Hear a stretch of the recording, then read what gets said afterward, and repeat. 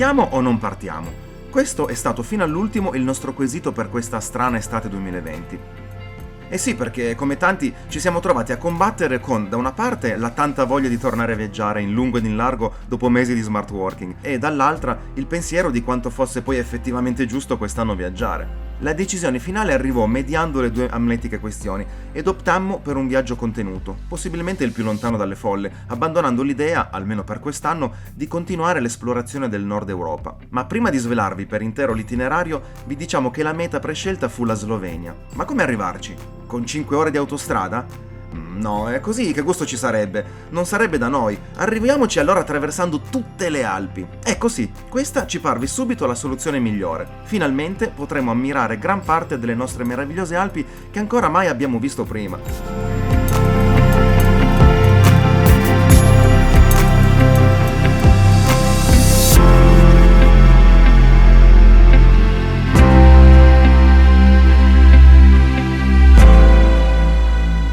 Partiamo quindi il 12 agosto da Torino, puntando subito al Colle del Moncenisio, un super classico per noi torinesi. Partendo da Susa ci si arrampica fino in Francia a 2083 metri sul livello del mare, dove, a cavallo tra le Alpi Cozie e le Alpi Graie, si può ammirare l'omonimo lago artificiale e la sua diga.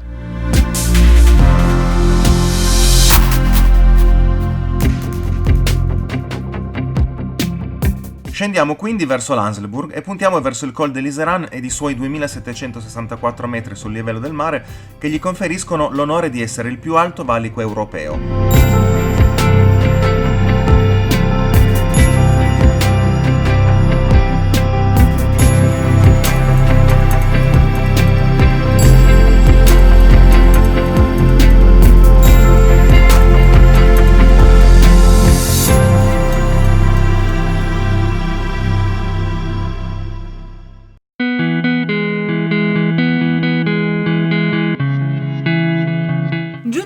Facciamo una breve pausa per qualche foto al panorama che merita di essere immortalato.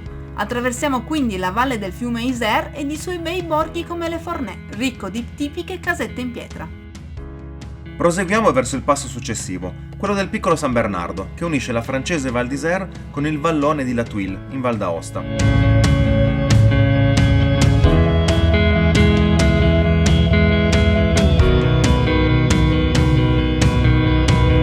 Sostiamo lungo la risalita per una veloce pausa pranzo panoramica, interrotta però dal repentino sopraggiungere di minacciose e cariche nubi dalle quali riusciamo a sfuggire.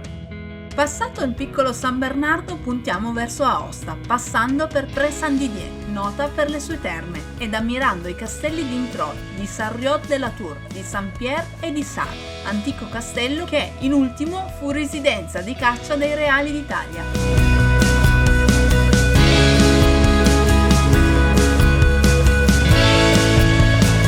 Ad Intrò andiamo anche alla ricerca del suo ponte nuovo, ponte costruito nel 1916 con pietre locali, in sostituzione del precedente ponte vecchio in legno che però purtroppo è in fase di manutenzione. Giunti ad Aosta siamo obbligati ad effettuare una lunga sosta per via di un nuovo temporale che questa volta non ci lascia indenni. Papà pioggia. Vediamo dove dormire. Per fortuna è solo di passaggio e riprendiamo la marcia dopo un'ora, puntando verso il colle del Gran San Bernardo nelle Alpi Pennine con destinazione Martigny in Svizzera, dove pernotteremo. Lungo la strada ci fermiamo ad Etruble, piccolo comune italiano che vanta l'essere tra i borghi più belli d'Italia. Ne percorriamo il centro storico a piedi e le sue antiche costruzioni in pietra ci lasciano davvero a bocca aperta.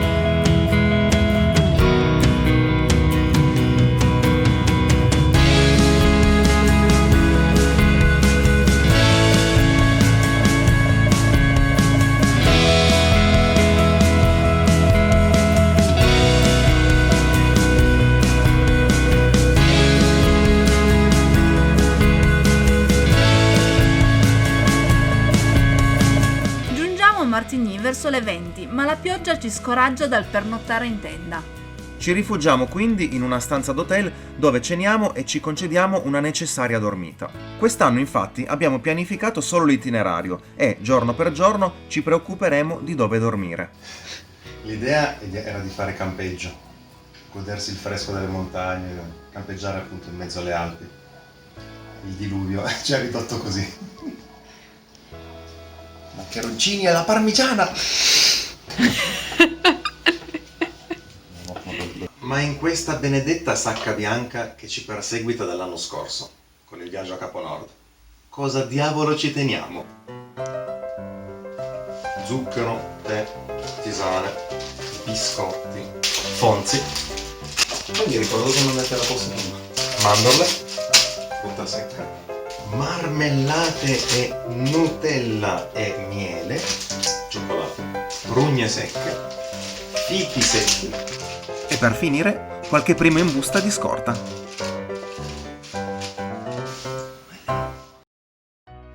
Scappiamo dalla pioggia.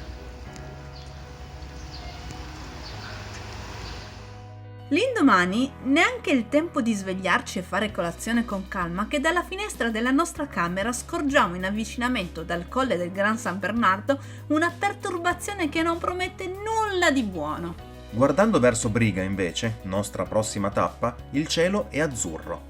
Prendiamo acqua giusto il tempo di uscire da Martigny, litigando con la viabilità, e per fortuna ci lasciamo alle spalle il forte temporale, che però avanza verso la nostra direzione. È chiaramente visibile l'enorme quantità d'acqua che sta cadendo dietro di noi. Salvi per un pelo! Affrontiamo un'ottantina di chilometri di strada abbastanza noiosa, ammirando però innumerevoli terrazzamenti coltivati che conferiscono un ordinatissimo aspetto alle montagne circostanti. Particolarmente apprezzabili i terrazzamenti ad Ardon e Sion, che gode anche di un bel castello visibile dalla strada. Giungiamo quindi a Briga, facendo tappa al castello Stockalper, risalente al XVII secolo.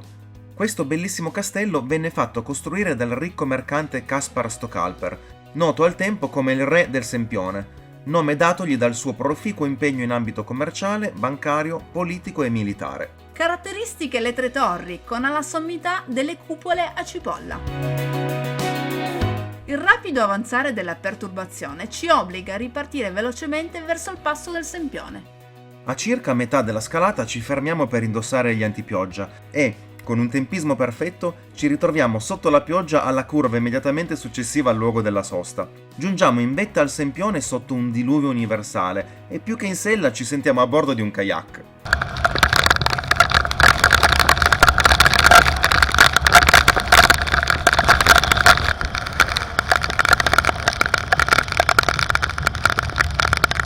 Tra i passi fino ad ora attraversati, questo del Sempione è, per quel che ci riguarda, il meno affascinante.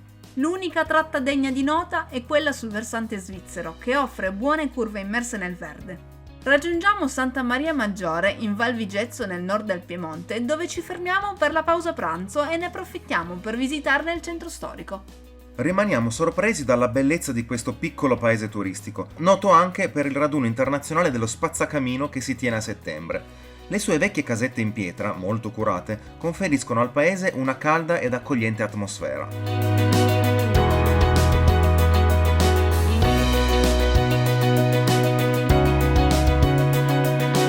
Qui ne approfittiamo anche per una tappa merenda con ottime torte. Proseguiamo il viaggio puntando nuovamente verso la Svizzera.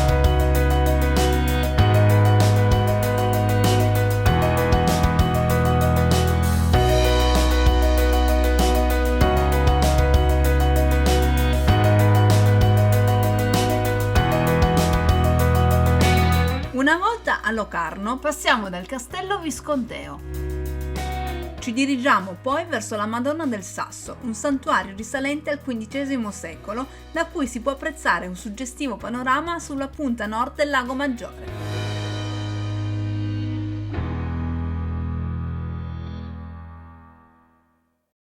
Dirigendoci verso il passo del San Bernardino attraversiamo Bellinzona, scorgendo la sua fortezza che visitammo nel viaggio in moto del 2017 in cui raggiungemmo Budapest.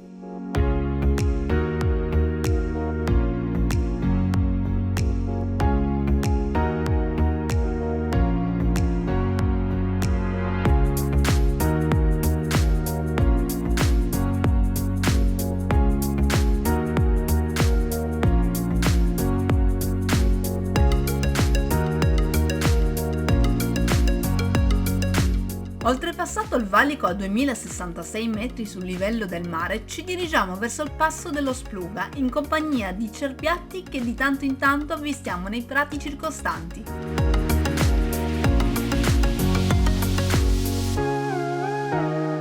Affascinante la ripida tratta con una serie di tornanti da percorrere all'interno di gallerie circa mezz'ora da Chiavenna, che raggiungiamo in serata.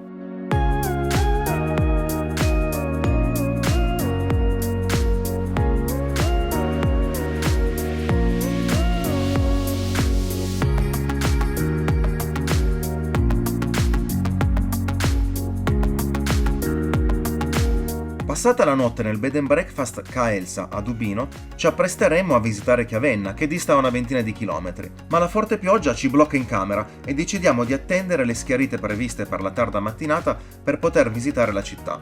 Chiavenna è incastonata tra i fondovalle che portano allo Spluga ed a St. Moritz.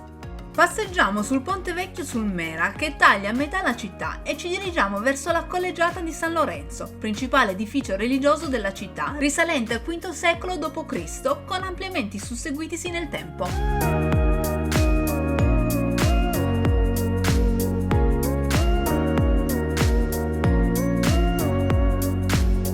Pausa pranzo la effettuiamo in un tipico crotto, una cantina realizzata sfruttando spiragli naturali della roccia da cui soffia una corrente d'aria a temperatura pressoché costante tutto l'anno. Molti sono infatti i locali che sfruttano questi crotti, oltre che come cantine, anche e soprattutto come richiamo turistico. Hanno infatti tutti un loro fascino. Nel pomeriggio, salendo da dietro la collegiata, percorriamo il sentiero nei boschi sul monte a ridosso della città che divide la Val Chiavenna dalla Val Bregaglia e che porta al Parco delle Marmite dei Giganti. Esse sono profonde buche scavate dall'erosione dei detriti e dell'acqua portati dai torrenti che scorrevano sopra il ghiacciaio e che, incontrando dei crepacci, vi precipitavano e nell'energia acquisita nel salto esercitavano un'azione erosiva sulla roccia sottostante il ghiacciaio. La forma che ne deriva ricorda delle grosse pentole e scodelle, da qui infatti il nome di Marmite dei Giganti, dove per marmitte si intendono proprio pentole di grandi dimensioni. Prima di cena ci rechiamo alle cascate Acquafraggia, a Piuro, a 2 km da Chiavenna, che meritano assolutamente di essere viste.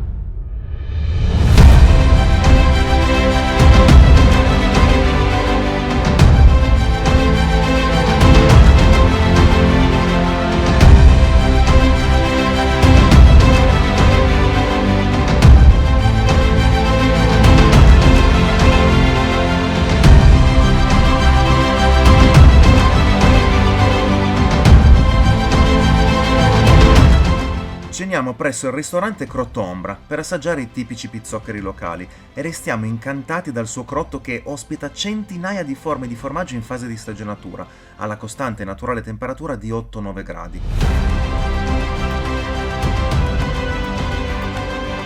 Melo, melo, meluzzo. Un giorno tutto questo sarà tuo.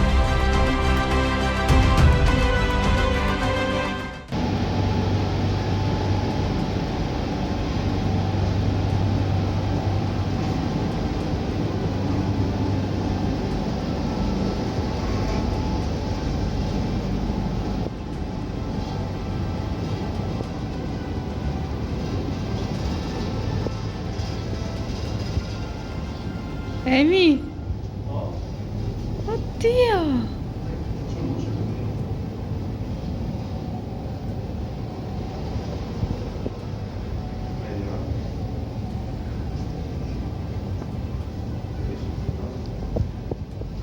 Ah, ma continua!